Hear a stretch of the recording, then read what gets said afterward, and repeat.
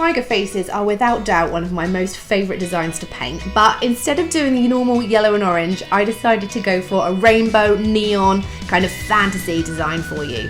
The first colour I started out with was a light blue from Paradise, and I used a sponge just to apply this all over the upper half of my face, avoiding the eyes. Now this is just the first layer of the base, and it's really to cancel out the skin tone underneath. Don't worry if it's blotchy or patchy, it doesn't matter because we're going to go over it with loads and loads of different colours. Next I swapped to a Grimace light blue, which is slightly darker in shade than the Paradise blue, and I just used this around the outside edges of the face, bringing it into the centre slightly to add a little bit of dimension.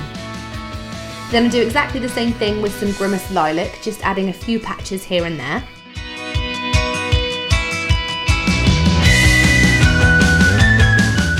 And then I switch back to the original Paradise light blue and just fill in a little bit more around the eyes and around the nose. Next, take some Paradise light green and again add a few more patches around the face. Followed by some Paradise Wild Orchid, which is one of my most favourite colours, and I use this around the hairline very, very roughly, and again bring it a little bit down onto the face. Now to move on to the most fun bit, which is the stenciling. I'm using my Neon palette by Diamond Effects, and I used the pink, the orange and the yellow, and a BAM stencil in the number 1006, and I'm just using this again mainly around the hairline and on the top of the cheekbones, and as it comes down into the centre of the face I just fade the colour out so there's not a harsh edge, and I'm also overlapping all the colours of the stencil so it blends together nicely.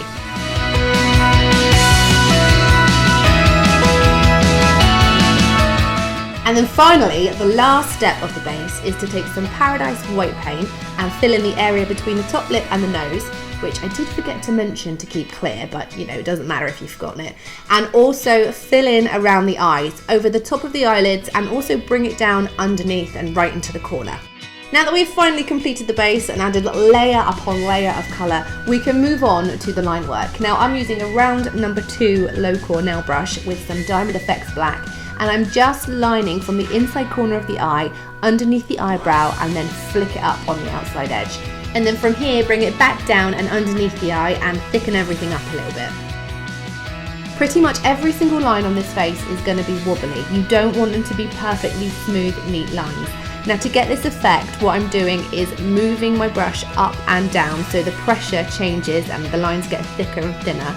I'm also twisting my brush, which you'll be able to see if you look at the handle, and I'm wiggling it as I move it down. The one thing you do need to make sure of is that each of your lines ends on a very fine point, and to get this you need to be right up on the tip of your bristles when you finish, and all of the lines should be heading towards the centre of the face, which is the area right in between the eyes at the top of the nose. To try and get my hair to blend into the face a little bit more, I just continue and drag some of the stripes up into it.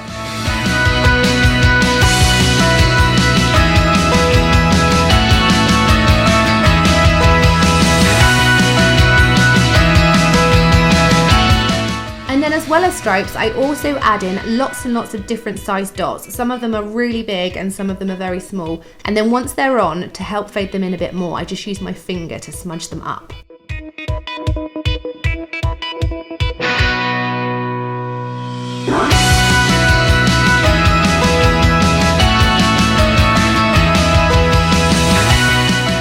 After adding a few more stripes on the centre part, I decided that I didn't like too much of the orange stencil, so I just took some more neon pink and went over the top of this. And then I used this same colour to paint on the tiger nose and fill in the lower lip.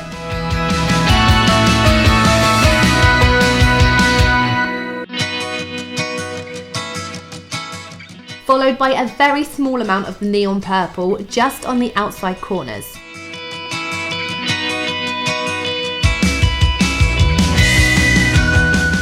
With black, I added a straight line from the nose down to the top lip and I rounded out the bottom edge.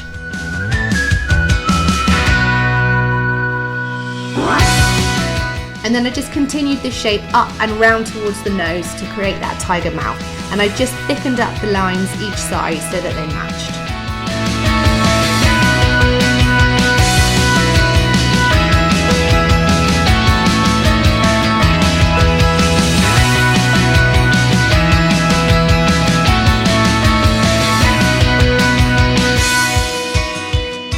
Finally, I finished off with a few dots on the outside corners of the mouth, and I also added a little bit of black around the outside edges of the nose and around the bottom lip and blended it in.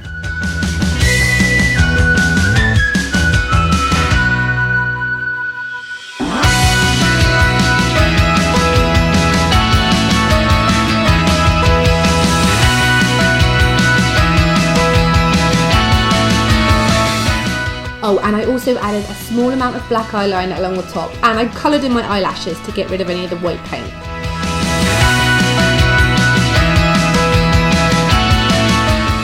Now this tiger design is very much inspired by a few of the Mark Reed tigers that I've seen. His faces are absolutely amazing, and he always puts lots of lovely glitter around the eyes. So I've taken some white iridescent glitter and also some of the thicker light blue Kryolan glitter, and I've just put that on the empty space around the eyes.